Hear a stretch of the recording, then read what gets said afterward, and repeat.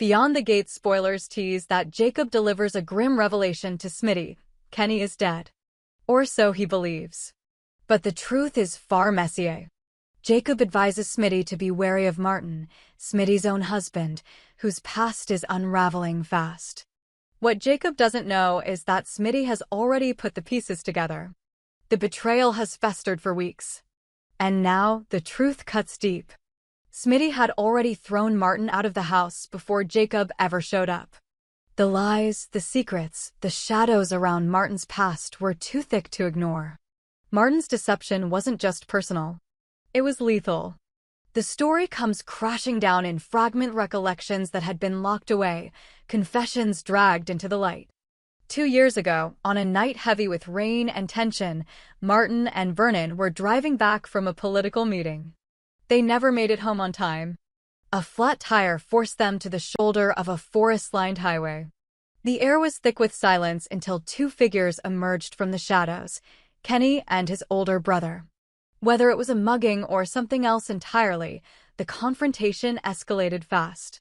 Vernon was the target, that much was clear. But Martin, always ready to control the situation, intervened. What he saw as self-defense spiraled into something much darker. In the scuffle, Martin struck Kenny's brother with a metal tool from the trunk. A single blow. Enough to collapse the man instantly. The sound of bone cracking. Blood in the grass. Kenny lunged at Martin, but he was slower, caught between rage and shock. Martin turned on him next, and the fight left Kenny broken, gasping, nearly unrecognizable. They left him there, silent and barely alive. What followed was the true crime. The cover-up. Vernon said they had to make it disappear. No police, no report. Only erasure. Martin agreed. He went home and washed the blood off his hands and never spoke a word about it again. He told Smitty he had car trouble. Nothing more. The world believed Kenny had vanished. A runaway. A ghost. But Jacob was never convinced. And when he finally confronted Martin weeks ago, Martin nearly cracked. Now, with Jacob's theory gaining traction, the bigger truth begins to surface. The man who reappeared in town isn't Kenny's brother. It's Kenny himself. Changed. Rebuilt. Ted Richardson was the one who performed the facial reconstruction. Martin's biological father, a respected plastic surgeon who had always tried to redeem his sins through his work. Ted didn't know, or maybe didn't want to know, who Kenny really was. A battered patient showed up at his clinic under a false name, requesting a complete transformation. And Ted, seeing a soul in pain, gave him what he asked for. Now Kenny wears a new face, both literally and metaphorically. And he's not the boy who once played in Nicole's backyard or borrowed tools from Vernon. He's something else. An avenger. A witness who crawled back from the grave with the sole purpose of rewriting his story. Smitty, realizing the timeline, understands the scale of what's coming. Kenny knows everything. And he's coming for answers. Not just from Martin, but from everyone who had a hand in burying the truth. Smitty confides in Jacob, laying out the whole picture. The man Martin killed wasn't Kenny. It was his older brother, the one who had protected him all his life. The loss unhinged Kenny. The attack disfigured him. But the betrayal, the silence from people he once trusted, that's what set this fire burning. Martin is hiding out at Vernon and Anita's home now, unsure of where to go or how to undo what he's done. Anita listens as he finally tells her the truth. Not just the version Vernon sculpted to protect him, but the real truth. She looks at her son and sees not a monster, but a coward. A man who let others clean up his mistakes. Vernon, for all his political brilliance, only made it worse. It was he who insisted they treat it as a threat. It was he who told Martin that no one would believe a story from 2 boys with a criminal record. Anita, horrified, calls Nicole. She says only one sentence: "Your father buried a boy." Nicole confronts Vernon. She demands to know what else they erased. Vernon folds quickly. There's too much guilt. Too many years of pretending. He confirms what she already feared. They didn't just lie. They silenced others. They threatened Vanessa. They paid off someone to keep Martin's name clean. Back at Smitty's, Jacob is trying to trace Kenny's movements. He discovers something chilling. Kenny has been visiting the cemetery weekly, laying flowers at a grave with no headstone. It's the site where his brother was buried, without ceremony, without a name. Just dirt and grief. On the most recent visit, Kenny left behind a message carved into a tree, not vengeance. Justice. Martin begins unraveling fast. He visits Ted. The confrontation is volatile. You fixed him. You made him into something else. Ted stares at his son. I gave him a face. You gave him a reason. Martin breaks down. He tells Ted everything, not to be forgiven, but to be judged. Ted listens quietly, torn between shame and sorrow. He never knew the man he saved was part of his son's buried guilt. But maybe that's why he saved him. Elsewhere, Kenny prepares. He doesn't want blood. He wants a confession. He wants the town to hear it. To see what they protected. What they silenced. He reaches out to Vanessa, forces her to speak to Nicole, to pass along his conditions, public truth or private consequences. Nicole calls a meeting at the church. The same church where secrets were once blessed and buried. She invites Jacob, Smitty, Vernon, Anita, and even Ted. Martin resists but shows up, racked with guilt. They expect Kenny to come armed, violent. But he walks in unarmed, holding nothing but a drive. He plays the footage. Recordings of the night in the woods. Reconstructed scenes. Voices. Vernon telling Martin to lie. Anita crying. Ted operating. Then Kenny speaks. This is what you built. Now tear it down. Or I will. He vanishes before anyone can respond. Leaves behind only the silence of consequence. And, just like that, the reckoning begins. More will come. The drive Kenny left behind becomes a weapon heavier than any gun. Nicole plays the files that night, alone, her room bathed in the cold blue light of the screen. The footage is detailed. Faces in the dark. Voices arguing. Vernon saying, we can't go to the cops, not with who he is. Martin shouting, breathless, I didn't mean to kill him. A blurred image of Kenny's brother's lifeless body, dumped behind thick brush. The timeline is irrefutable. The truth, absolute. Nicole doesn't sleep. The next morning, she sends the footage anonymously to a local journalist she trusts. By noon, it leaks online. The town erupts. Whispers become public fury. The people who once stood behind Vernon now call for his arrest. Protesters gather outside the town hall. Anita steps down from every board position she holds. Ted Richardson is summoned for questioning. Though he maintains he didn't know who Kenny was, public opinion turns fast. But Kenny remains silent. He's watching somewhere, letting the fire spread. Martin tries to stay hidden, but the media hunts him. Photos of his younger days surface. Articles speculate about the night in the woods. His face becomes the face of shame. Smitty watches it all unfold from the safety of distance, the weight of silence pressing harder on him. When Jacob visits him again, he finds Smitty drinking alone, the TV on mute. You said this would be justice, Smitty murmurs. But it just feels like collapse. Jacob answers with a question. What did you expect it to feel like after you buried someone and called it protection? Elsewhere, Vanessa is trying to disappear. She's changed her number. Packed her things. But Nicole finds her just in time. She convinces Vanessa to stay, to testify if necessary. Kenny, after all, trusted her with the first warning.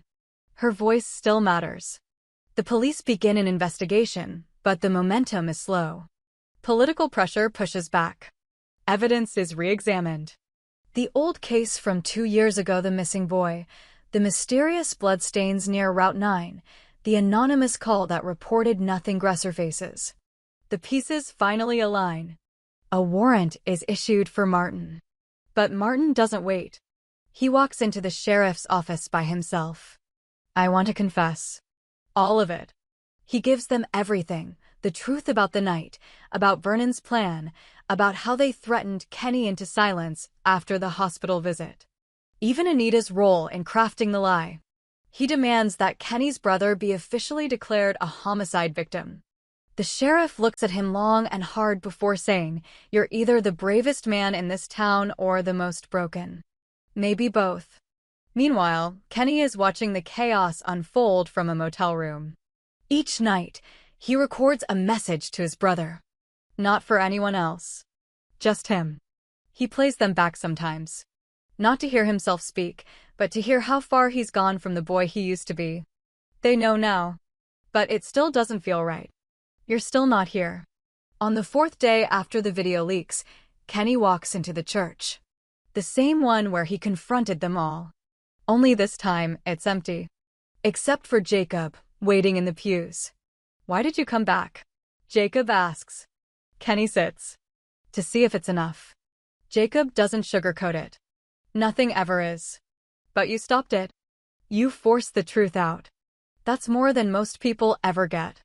Kenny nods. But I can't go back to who I was. You were never supposed to, Jacob replies. You're someone else now. The question is, what are you going to do with that? Smitty watches Martin's arrest from the crowd, standing alone at the edge of the courthouse steps. There's no anger left in him. Only silence. A grief he can't name. Their marriage had always been built on layered secrets and performances they both leaned into. Now it's ash. And in some strange way, Smitty feels free. Ted is issued a formal reprimand, but no charges stick. Too much time has passed. Too little evidence of intent. But the community turns its back. His clinic closes. His name is stripped from the university research wing he helped fund. He disappears quietly. Vernon is indicted next. The charges are obstruction, intimidation, conspiracy. He pleads not guilty, of course. But the court of public opinion has already convicted him. Anita stands beside him once, then no more. She files for legal separation. She tells Nicole, "I don't know who I was protecting anymore." Nicole publishes her own piece. A long-form article, part memoir, part exposé. It circulates faster than the original leak.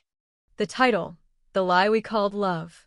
In it, she chronicles her family's implosion, the systemic corruption they nurtured, and the silent price people like Kenny paid to keep that illusion intact. She ends the piece with a question. If justice is truth told out loud, then why are so many people afraid to listen? Kenny reads it in his car, parked outside the ruins of the old safe house where Martin and Vernon once brought him to heal and forget. He doesn't smile. He doesn't cry. He simply drives away. Weeks later, a body is discovered in the river unrecognizable, with no ID. Authorities speculate. Suicide. Accident. Disappearance. But Nicole doesn't believe it's Kenny. Neither does Jacob. He was too careful. Too driven. Kenny is out there. Not hunting. Not hiding. Just watching. Making sure the lie stays dead. The town starts to rebuild. A memorial is placed near the woods where Kenny's brother died. It bears no names. Just one phrase carved in stone, for the lost and the unheard. And in quiet corners, when the wind is still, you can almost hear the story breathing. Not ending. Just waiting for the next chapter. Spring breaks over the town in a soft silence, as if trying to reset what winter erased. Nicole sits at the edge of the memorial site, watching the trees sway gently in the wind. People have started leaving tokens, their flowers, stones, small carvings. No one says it out loud, but they all know who it's for. Not just Kenny's brother, but everyone who vanished beneath the lies. Nicole is not writing anymore. At least not for now. Her last article did what it needed to do. But the silence in her home feels too sacred to disturb with more words. Instead, she listens. To her son, playing in the next room. To her own breath as she walks the same forest path that once held so many buried truths. One morning, a letter arrives. No return address. No signature. Just her name written in careful script. Inside is a single photo, her, as a girl, sitting next to Kenny and his brother on the school steps. 3 smiles, still untouched by time. On the back, written in black ink, "Tell them I remember." She doesn't show the letter to anyone. She just frames the photo and hangs it on her wall. A silent pact. Jacob moves on, but not far. He volunteers at the youth center. Starts a program teaching kids how to investigate real-world problems with truth and care. Not surveillance. Not suspicion. Inquiry. Justice without spectacle. When asked why he does it, he only says, someone needs to teach them how to listen. Smitty sells the house. Leaves town quietly. No goodbyes. Just a note left with Jacob, I loved him. But I can't live in the wreckage anymore. Anita finds a strange kind of peace in her separation from Vernon. She begins volunteering with a legal advocacy group, offering support to people caught in systems built on silence. Her name doesn't carry weight anymore, and maybe that's a blessing. No more expectations. Just work. Ted Richardson is last seen boarding a flight to Amsterdam. His name fades. His reputation gone. Some say he's still operating under aliases, helping patients far away from headlines. Others believe he retired for good. Nicole doesn't care. She believes he'll spend the rest of his life trying to fix something he never fully understood. And what of Kenny? Sightings trickle in. A man matching his new face seen in Detroit. Then Kansas City. Then a rural town in Oregon. Always quiet. Always alone. He never stays long. But wherever he goes, someone gets closure. A confession unearthed. A truth finally spoken. It's as if he's become a phantom justice, not vengeful but relentless. A reminder of what people try to hide. One night, Nicole receives another letter. This one includes no photo. Just one line, handwritten in that same careful script. Don't let them build new lies on top of the old ones. She doesn't need a signature. The story doesn't end with a trial or a grave. It ends with a town learning to live with its ghosts. Some walk among them. Some remain only in memory. But all of them finally have names.